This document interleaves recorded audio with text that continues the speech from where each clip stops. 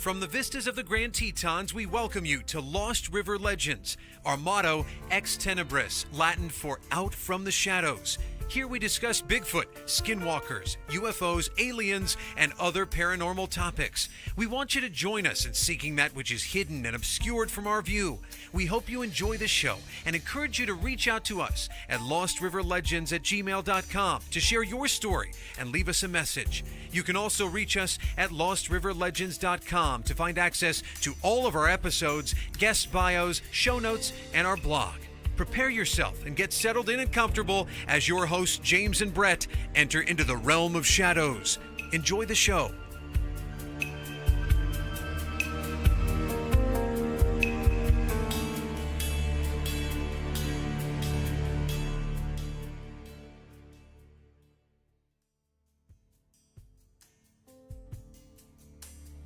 Everybody, welcome to Lost River Legends. We're glad that you're able to join us today. We have a special guest, Brien Foerster, on with us today. Let's just get right into the interview. Brien, welcome to Lost River Legends. How are you today? I'm very fine. Thank you very much. We're just getting off Thanksgiving break, and it sounds like you're busy down in Peru. Yeah, I've been living here for about 12 years. How's the weather down there today? Very beautiful. It's about 75 to 80 Fahrenheit and sunny skies. And for those of you who don't know, really quick, Brien, could you give us just maybe like a 30,000-foot view of the Paracas skulls, just a quick intro into what they are, where they were located, and some of the outlying pieces that really stand out?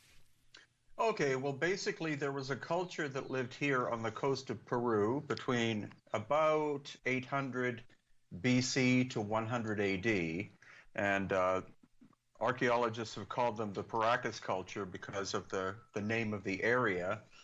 And they were very advanced socially, and the strange characteristics about them is that the royal class of these people had elongated heads and were much taller than other local native people. So what I've been able to figure out is that the original people actually were born with elongated heads, and then over the course of time, they started to breed with normal-looking people, and that's when they began the process of cranial deformation to alter the shape of the baby's heads to be elongated. And so with the Paracas skulls, I know one of the things that you and L.A. Marzulli have talked about is the missing sagittal suture of these skulls, which is prominent in regular skulls. Is that correct? Yeah, that's true. Basically all Homo sapiens sapiens, as in us, have what's called a sagittal or parietal suture, and that's a line that goes down, it connects to another suture across your forehead and then goes backwards to the back of the skull. But in the original Paracas ones, there is no suture at all. And that's intriguing because that's something that occurs during the growth of the skeleton as these bone structures come together. Yeah, that's right. The two sutures are like in a T shape, and the reason for or what their function is a newborn baby has to, of course, have a very soft head in order to go out of the birth canal. And so over the course of about 2.5 to 3 years, the calcification or the bone grows to the point where the sutures connect with each other, and that finishes the formation of the human skull. But in the case of the Paracas, with one of these sutures missing, it probably means that the mother's whole hip area would be different from normal. Interesting. And with the skulls themselves, I know that there's been talk about cradle headboarding and this binding that happens in some cultures. Is there anything that happens to the skull during these bindings or these cradle headboardings that would have any significance in that sagittal suture? As far as I can tell, yes, and I've shown the skulls to numerous foreign doctors who have come to visit me, and they don't understand how the suture can't be there. There are lots of different cultures in the past that have done cradle headboarding in North America and Europe and many different locations, but in all of those cases, except the Paracas and possibly the area of the Black Sea. It's the cradle headboarding simply changes the shape of the skull. It's flattening of the forehead and the back of the skull. But in the case of the Paracas, they originated as literal cone heads, and over the course of time, with breeding with common people, they began to do the cradle headboarding operation or process in order to maintain a physical difference between the royal class of people and the common people. So what you're saying is these Paracas skulls, they were of royal descent. Yeah, actually, in every case I've been able to study, the cradle headboarding was done only to the nobility, not to the common people, and that's especially the case in the Paracas.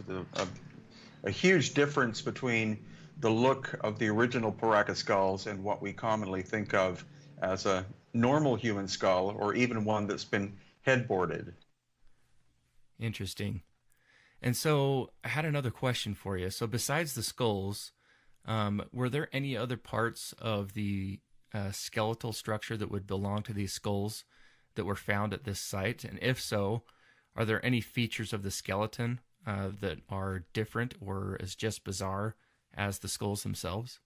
Well, the whole vertebral column or neck going into the foramen magnum, which is the hole in the bottom of the skull, is about half the diameter of normal, which is very odd. And experts that I've been discussing this with believe that their necks were actually quite a bit longer than normal.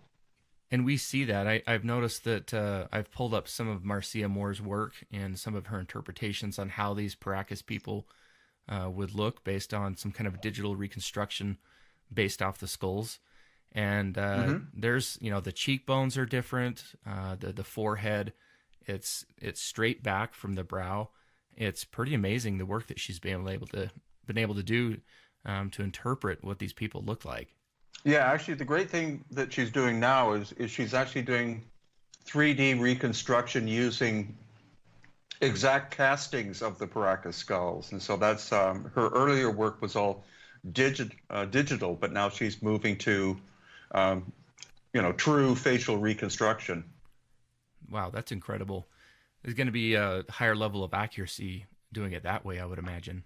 I think so, because she's been at this for, I think, 5 years now, or maybe even longer. So she's getting better and better as she goes. One of the other things that I was curious about, and it's something that's completely I'm enamored with to a certain point, is were there any artifacts connected to these people that were found at the site or near the site that might shed a little bit more light on who these people were?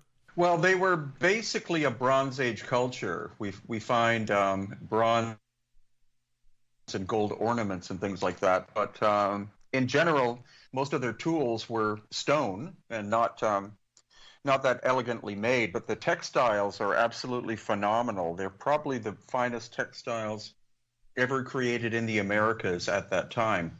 And so there's tools, and then there's clothing artifacts that have been found at the site that are tied to these people. Are there any structures or any megaliths that can tell us any additional information from these people and their cultures? Yeah, they basically lived on the coast of Peru, which is desert. Not a lot of stone, but lots of sand. So they built quite large adobe pyramidal shapes. In some cases, 80 to 100 feet tall, and there are still remains of those in this area. That's interesting. And have I'm assuming you've studied those sites and been able to glean some information from that. Yeah, I live about half an hour from the major Paracas habitations. Wow. A little playground there for you to go to anytime. Oh, right? yeah. So one of the most recent DNA tests that I know that you and L.A. Marzulli were a part of, I believe it was February of this year that the information was let out to the public. Is there any consensus in your particular community as to what these people were? Or is it just open up more questions based off the DNA results? It actually does both, because according to standard academia, all pre-Columbian people at least from Mexico all the way down to the southern tip of South America, were of four haplogroups, and that's a description of your ancestry. So they were either A, B, C, or D. But the interesting thing about doing the testing was that we did 19 different skulls, and only 3 of them turned out to be in one of those 4 groups, and only B. So all of the other haplogroups that showed up are actually most common in the Black Sea Crimea area of Eurasia. So what does that tell us about the skulls, about these people? It probably tells us that people were migrating from Eurasia to the coast of Peru around 1000 BC, so 3,000 years ago, and that's very different from common history, because most again, academics believe that all Native American people that their ancestors crossed the Bering Land Bridge from Siberia, and that there was no ocean movement until the Spanish showed up on the coast of Peru in 1532 AD. And a lot of that is validated because some of these skulls actually have, the hair color of these skulls is different than what we would associate with a native in that area. We have red hair, and I think that there was some blonde hair that was found, wasn't there? Oh yeah. Actually, basically all of the ancient nobility of Paracas appear to have had an auburn red hair, which is genetic, or even, I've seen examples of blonde ones, and 2 different experts in hair study, academics, have studied the hair, and they say it's much more Caucasian than it is Native American. And I know that there was some people that were claiming that there was some bleaching going on, and that's just not the case in this, because it is genetic. There's no outside source that is changing the hair other than the genetics themselves. Yeah, that's right, because red hair or lightish red hair when exposed to the sun can go blondish, and dark blonde can go very light blonde, but black will never become red. It's unless actual dyes are added to the hair, black hair always remains black, even if it's 2,000 plus years old. Interesting. Well, yeah, that just leaves a lot more open. It adds additional questions in my pursuit of this, and as I'm not studying it on any level, even close to you or even LA, but just kind of an armchair researcher. But that's still something that is very bizarre about that. And as we talk about these skulls, and especially the DNA testing, because there's been more than one DNA test that has been done on these skulls. Is that correct? Yeah, actually 3 different labs were involved in the results that came out in February. Three labs were used, and we got results from 2 of the labs. The 3rd lab were given something like 18 samples, and they made a statement that no results were obtained, but I think the honest truth about that is they were very unhappy with the results that came out, because they're quite bizarre and groundbreaking. Exactly. And you, when you sent these samples in to be tested, there was no real information given other than, there was no pictures of the skulls attached. There was not a lot of information for them to go off of. So they couldn't jump to any conclusions necessarily. No, that's true. LA and his forensic team were the ones who did most of the testing, and as far as I know, they just sent the I'm sure all the labs knew that these were South American samples, but they weren't told specifically the location or anything like that. They were simply given samples with numbers on them. That's fascinating. And I think that's the way that you need to do it, because, a lot of these DNA tests about these bizarre findings, whether it be the Paracas skulls or anything else, the less information that's given to the lab that's doing the testing, I think is better, because it gives you a cleaner process and gives you cleaner results. Yeah, that's very true. And one other thing I wanted to ask you about the skulls before we move on to the next subject is there was something that I had a friend of mine that brought this to my attention, something about the maternal side of the DNA of these skulls. And can you expand a little bit more on that? Sure. Well, actually, from the maternal side, we get mitochondrial DNA, which is not that difficult to obtain. But in order to get the paternal side, you need nuclear DNA, and we were not able to get that from any of the samples because it's very, very difficult. But the testing is ongoing, so hopefully in the future we'll be able to get some paternal DNA. But the maternal by itself is so odd that it's, and we did, as I said, 19 different skulls, so that the results are quite compelling. And that leads to kind of an extraterrestrial hypothesis in regards to the skulls because of the speculation of their origin and the findings of the DNA. What's the latest information on that hypothesis that you've been involved with? Well, the largest elongated skulls in the world are located in two places. One is Paracas on the coast of Peru, and the other is the Black Sea of Eurasia.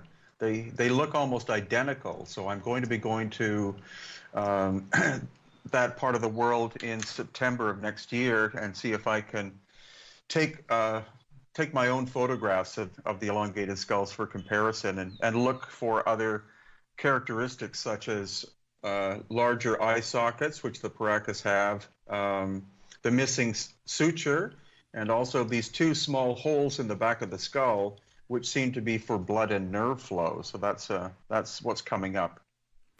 The samples that you mentioned on the Black Sea have there been any DNA testing done on those, or is it just the ones in Peru? Just the ones in Peru, as far as I know, but that's obviously something that I'm going to pursue with my Russian colleagues who want to get very active, I think, once I get there. So what are the next steps that you and your colleagues have planned for testing and working? Because I know that you have to work with the Peruvian archaeologists and have certain permissions to access the samples. Is there any additional information you can tell us about some of that work you might be doing? Yeah, we're going to be continuing to do testing, but probably in smaller numbers, like one or two at a time. And I plan to pursue that for for decades to come. Yeah, it's something that's just completely fascinating to me is just, you have the DNA, you have the physical aspects of the skull, and these things just keep adding more curiosity to themselves as we go along. Yeah, that's true. It is basically my main pursuit. And so living in the area, of course, gives me the advantage of being able to access other skulls coming up. And now we have a very good crew that are working in harmony together to just continue this process. Yeah, that's great. We appreciate your work doing that. It's something that there's a lot of people out there that are completely intrigued with, and I, for one, have been following it for as long as I can. And I kind of wanted to shift away from the Paracas skulls for a little bit, if we can. And I know that on your YouTube channel, you're publishing a lot of lectures and content on megalithic structures around the world, and finding certain aspects of these structures, these sites that contain very anomalous findings as far as how they're built, what they're built out of, and who built them, and I was hoping that I could ask you a question about that. Sure. So a lot of these, and for those that might not be familiar, we'll try to send some links on our website and on the show notes here to some of Brien's work on YouTube, so you can see pictures and you can see his discussions on that. But in some of these sites, these blocks of stone, of various types of stone, most of them are very, very hard stone, are taken off-site, not off-site, but they're harvested off-site, brought on-site, and built into the structure. And so one of the things that has completely blown me away is the things that you're bringing to light are tool marks. You see holes drilled into these stones in granite and other hard stones. You see various saw marks that are left on the surface of many of these stones. Can you tell us a little bit about what you think, what technology might be involved with this? Okay, especially in Egypt, around the Giza Plateau area, and at Baalbek in Lebanon, and Petra in Jordan, we see machining tool marks. So it's not a question of hand tools, it's a question of very advanced technology that existed several thousand years before it's supposed that anything like that existed. So, for example, diamond tools were only invented, I think, in the 1860s, and we see machining technology of that level or even far beyond in those three locations. And what's interesting about Peru, or the highlands of Peru, is that the megalithic structures we see there in about 95%, or actually 98% of the cases, we don't see tool marks at all. So that's a different kind of technology that was involved. Yeah, that's fascinating because you look at in your lectures, you obviously show slides of pictures that you've taken of the joints of stones that are placed together, these walls, and the fit and finish of these is just completely incredible. I mean, you say that you can't even fit a human hair, a sheet of paper, a needle in between these, and to not see any tool marks on a larger percentage of these is staggering. It's perplexing. Oh, very much. I was just actually in Cusco, which was the capital of the Inca, and the Sacred Valley, which is nearby. I just actually left there yesterday. So I was with a group of 150 people with a physicist called Nassim Harriman, and we were all looking at it at different locations like Ollantaytambo and Sacsayhuaman and in the city of Cusco itself, and none of them were able to explain away how this work could have been done using conventional technology, and especially not at the time that academics think that they were done. So you mentioned that there's some tools, hand tools that have been found, and I know that in some of your presentations you have photos of chisels and mallets and different things that are used as hand tools. But as far as some of these other tools, as far as we can explain, we talk about diamond or some kind of some tool that is made out of something that needs to be harder than the stone itself in order for it to be cut, chiseled, shaped, what have you. Are there any indications of tools such as diamond dust or anything in the site itself that could validate any of this? Because obviously these sites have left evidence of a higher technology than what we normally would assume with these people. But there's no, in a lot of these cases, there's just not the tools that are left over. How can we explain that? Were they taken off site after everything was built? Were they, it's just perplexing to me. Yeah, well, that's the only tools that we find from ancient Egypt or ancient Peru are bronze chisels. And so their hardness is about 3.5 out of 10, and 10 is diamond. So the stone that was being cut and shaped is at least 6 or 7 or 7.5 in hardness. And so there's no way that bronze tools can make any impact whatsoever on stone of that hardness. So again, that's why we say it had to be diamond technology, or even in some cases way beyond that, and that's not explainable by conventional academic research. Yeah, and it just adds more perplexing questions. It seems as more discoveries come out, and as more information is derived from these sites. One of the other questions I had for you that has just completely fascinated me with these sites, and in particular with your work, is you mentioned that there's in many of these sites there's scarring or damage to some of these sites and structures that suggest a high heat. I think you've mentioned solar flares or some kind of super high solar event that might have occurred, because we see scarring on these structures. Is there any information you can tell us about that and what some of your hypotheses are? Yeah, it's actually every location that we go to, whether it's again in Egypt or in Peru or in Bolivia, we see evidence of ancient cataclysmic activity where the structures have been broken by enormous force, and in some cases we see the bubbling of the stone surface. So that tells us that there were different things that happened in these locations, like massive earthquakes, and also the possibility of solar bursts of plasma from the sun. And the dating, we're getting more and more scientific dating about this being exactly at the end of the last ice age, and that was 12,000 years ago. So that's twice as old as any civilization that we conventionally know of.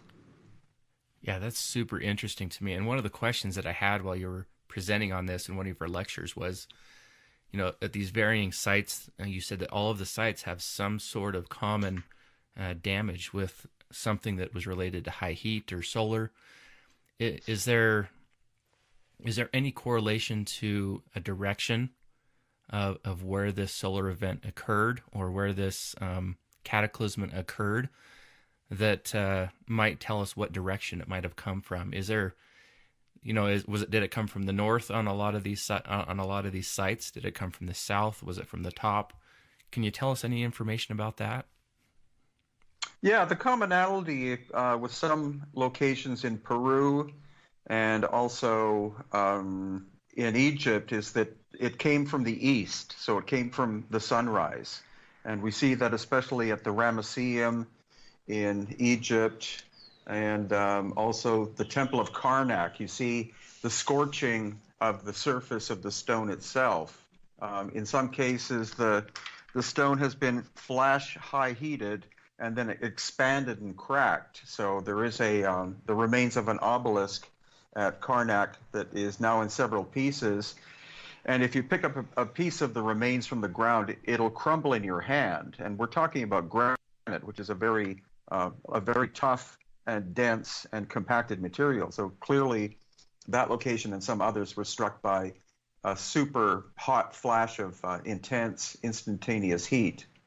And that it's something that there's obvious something that's there, because the evidence is there, something happened, and these sites aren't necessarily in close proximity to one another, and so that just adds more perplexing questions to the whole event. Yeah, and that's why it requires several visits to the locations to get more and more information as we go. So that is why, for example, I visit Egypt once a year, and I visit the locations in the highlands of Peru usually 4 or 5 times a year. And that's something that leads me to my next point. Is there's a lot of archaeologists that you've talked about that seemingly turned a blind eye to a lot of these curious findings on these sites. Why is mainstream archaeology shying away from really trying to find the truth? Because it doesn't fit their paradigm. So, for example, they're still, in general, insisting that the Great Pyramid in Egypt was constructed 4,500 years ago by manual labor or slaves. And then in Peru, that all of the megalithic work was done between 500 and 1,000 years ago. And they will not budge, and they don't bother trying to debate me. They simply ignore the data. And so in response to that, I simply collect more data. Yeah, and it's frustrating because the work is so important to find out more information about these people, the sites, who built them, how they built them, and the fact that most of these individuals are just turning a blind eye. It just seems like they're just more involved about the tourism aspect of these sites than they are the actual truth, and that's frustrating. It is, but the best response to it is not to get frustrated, but to just keep going and collecting more data as we go. And there is a sea change occurring, and that's why I do the YouTube thing, is that it's the best format for presenting the information to a global audience, because this is our common human heritage that we're talking about. So all of this information belongs to everyone. It shouldn't go to just a specific class of people who then will disseminate to the public if they choose to. And in a lot of cases, they simply don't choose to. So that's what I and many others are doing, is presenting it to the world. Yeah, I'm a very curious individual. I really want to find the truth, and I really am interested in studying these topics and finding out as much information as I can. And people like yourself that have done so much work, that are boots on the ground, you're on site, you're publishing content. We just can't thank you enough, because there's just not enough of us out there that can do that. And for the few that can do that, it's priceless. Yeah, well, the audience is growing quite rapidly. People, I think, are starting to wake up more and more, and that's why, for example, we had 150 people from around the world in Cusco yesterday and 5 days before that. I left the group and have come back home, but yesterday, today, and tomorrow, I think they're all exploring Machu Picchu, which also has a megalithic core to it. So that's, I think, the best way to get the information out. Yeah, I want to say it was about 22 years ago. I had the privilege to travel to Mexico, and I was able to visit Chichen Itza and some of the sites surrounding that. And that was really my first taste of finding, being at a place that just, I could not, I was speechless the whole time. I just walked around, and it really takes, how do I say this? It really is a special time when you can visit these sites in person. It's just, it really adds more to the whole curiosity.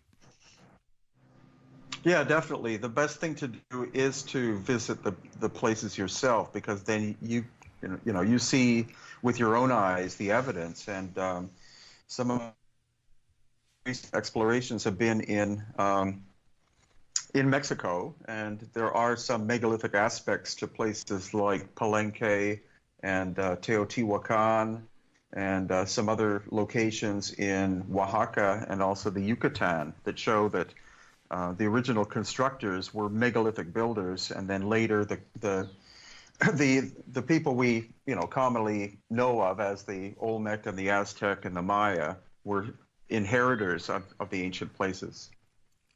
Exactly. Yeah, there's just so much for us to learn about ancient civilization, and it takes a lot of work, a lot of time, a lot of resources, and people like you and LA and others that are working so hard. It just fascinates me that there's just so much out there that's hidden from us, and so much for us to learn about where we came from and why we're here.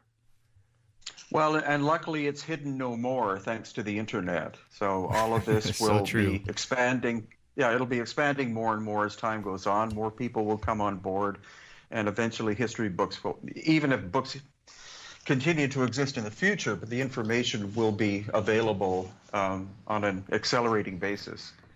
That is very true, and the internet itself has really brought many walls down, opened up communication and education to a levels that I don't think anyone anticipated. It's pretty marvelous, actually. Yeah, it's astonishing, and I don't think there's some people say, well, it'll be blocked or something, but I think there is no way to stop it. It'll keep becoming more and more. It is the most important resource that does exist, because in the past we've had to, in order to do research, we've had to travel to different locations and then also do research in a library and then compile it together in a book form. And now stuff like YouTube are absolutely phenomenal. YouTube contains much more information than all the libraries of the world put together. It's fascinating, and for people that are doing work similar to what you're doing, and they're using that medium, it really helps everyone else have access to that, to see what's going on, to see what the latest and greatest is, and to get more questions answered. It's pretty great. Oh, you bet.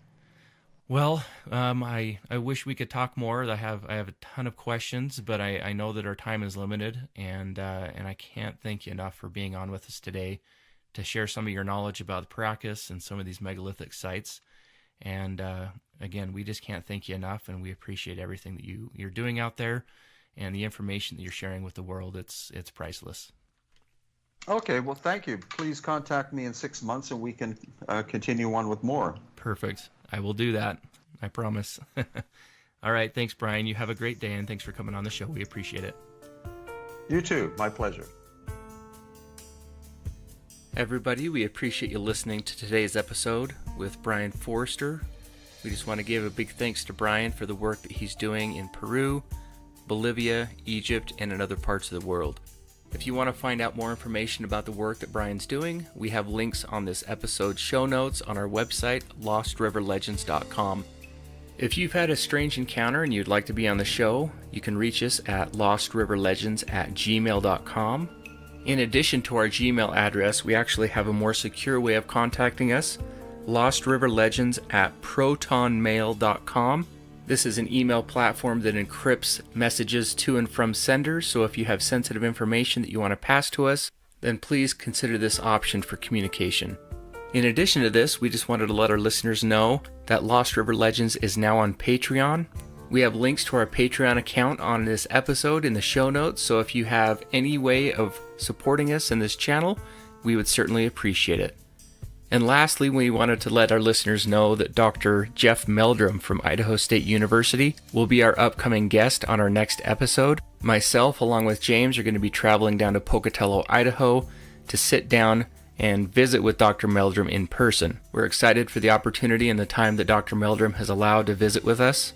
We're not sure what that episode's going to look like right now, but it may end up being a 2-part episode, so stay tuned for that.